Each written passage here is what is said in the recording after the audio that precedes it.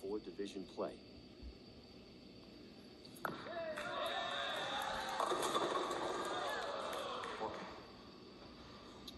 The week before that, Rash almost did it as well.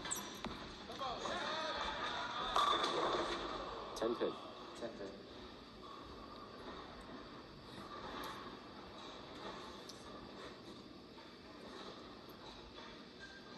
First time ever this elimination format has been used in a major. By virtue of absolutely dominating the qualifying, the 40-game qualifier in this event. Guy never trailed. Still without a major title. Only has 4 to his credit. There's a sentimental favorite. It is Belmonte and Palermaa. The oil is going to take a beating today. Chris, how do you see that working out for Ryan Shafer? The nail on the head. 3 guys that absolutely torture an oil pattern. The voodoo roll we put to the test for sure in this one, because he is definitely going to get trapped in the middle of all that huff.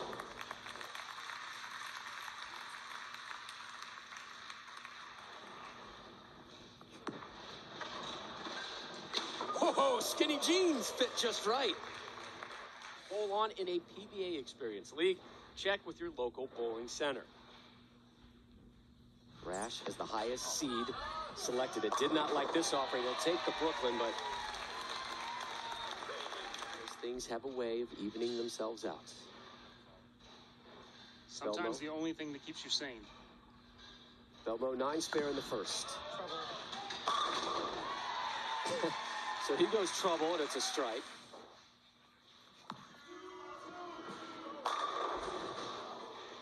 We know the success. Let's not forget this man right here, because he actually won on the very same pattern. 45-year-old drops all 10. Ryan Shafer, the number 15 overall seed, only 16 made.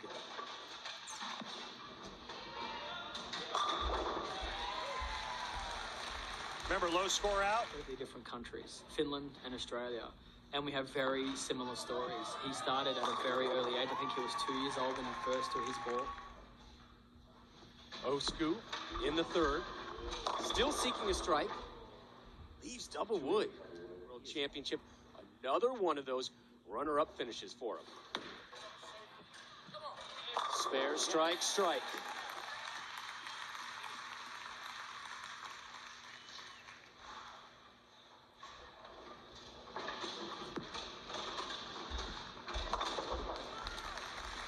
Shafer's got to be one of the most... Except for Osku Palermaa. He is yet to strike today. Here's Rash.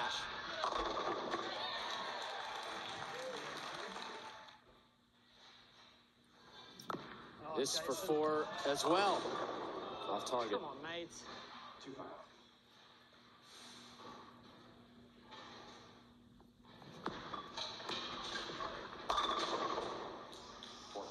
Chris, what do you think about there? And that one goes high. He's going to have to make a change on the right lane for sure. Oh, boy. Open for 300-man Belmonte with an air ball. Goes through the front. It actually ends up his break point is further left. The red line is the right lane. He can get it. He can stand further left, get it further right, and still get it to the pocket. He is in the 6th.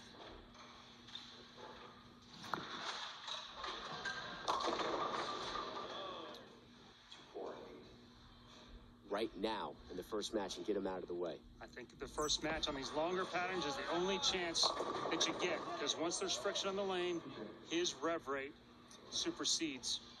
I think Palermaa and Belmonte are going to move left here pretty quickly. Typically during qualifying, do you see, say, more the traditional players? Just a little bit.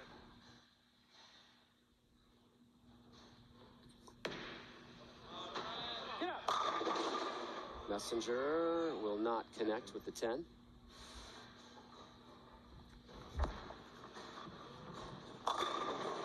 Finally, a strike for Osku, an elusive major. Well, he got a huge break just to get past.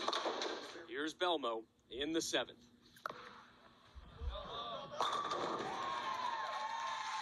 Strike number 4, 23 back. Osku trailing Belmonte by 11.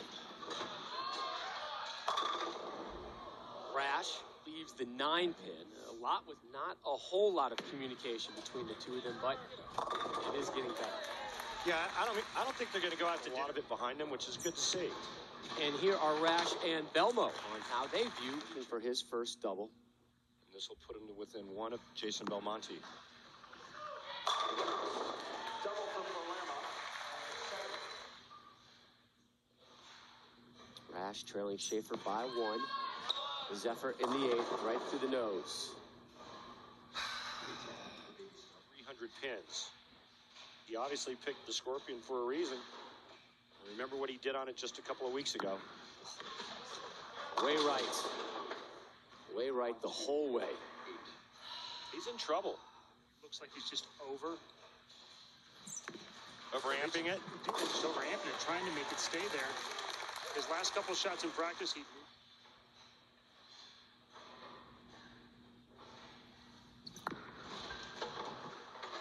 Excellent cover. Walks away from that one. Osku looking for 3 in a row. Here to see his ball not hook.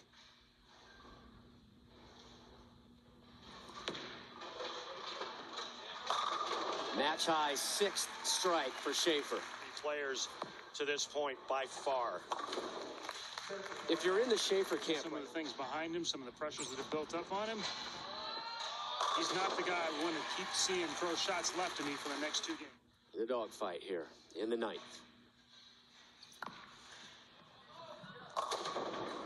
And there it Wood. is. There it is again. Chris is ball gets on top of the old pattern and never recovers. Messenger. Oh, wow. The backside did knock on Osku. If you're the 10-pin, be afraid. Be very afraid.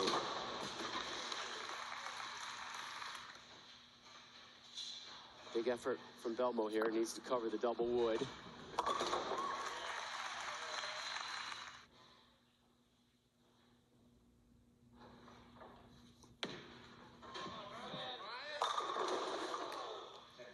Really good shot there. And have your confidence. You need to save your best stuff for the end.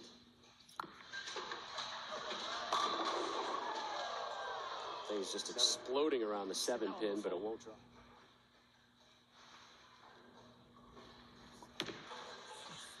Shafer.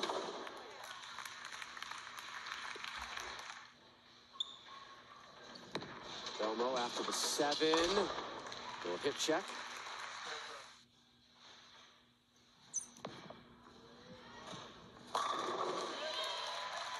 Rash.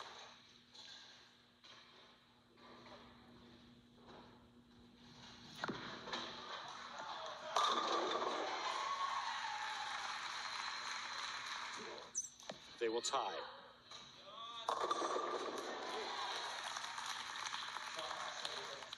This is his first effort in the 10th.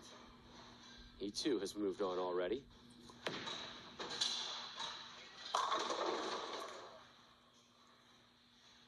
Another great shot, another ring and 10 for Shafer, but he's safely moving on. Left lane is the issue, it looks like, Chris, and you hit it at the start. Chosen to start with their feet a little further right and get closer to it. The other option is to get softer with your speed. But this is not a group of players that really likes to throw it slower. It's a must-strike situation for him.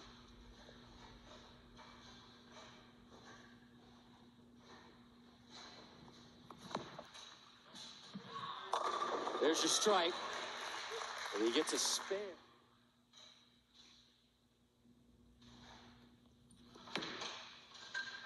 Shafer's final effort of match 1. So he's done with the 2-3.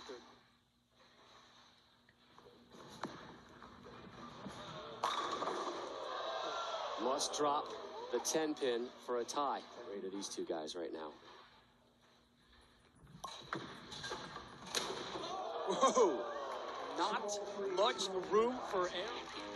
Welcome back to the PBA World Championship Finals. Just a few moments ago, this strike by Jason Belmonte on his fill ball in the 10th meant that Osku Palermaa had to strike out to advance.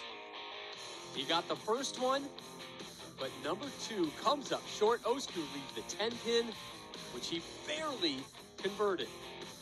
That meant a tie with Jason Belmonte, scores of 203 apiece. So now it's time for the sudden death roll-off. Ladies and gentlemen, by PBA rule, this tie must be broken by 1-ball sudden death roll-off.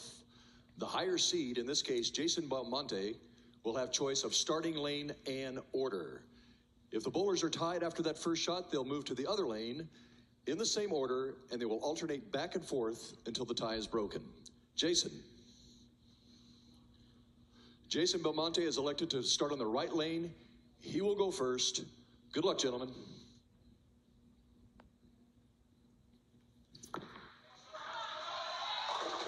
Oh, boy. 6 count. Only 6.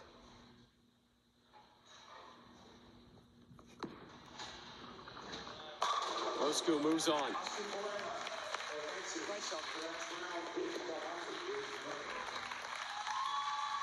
And his dreams of his first major, those are done. Rob Stone, Randy Peterson.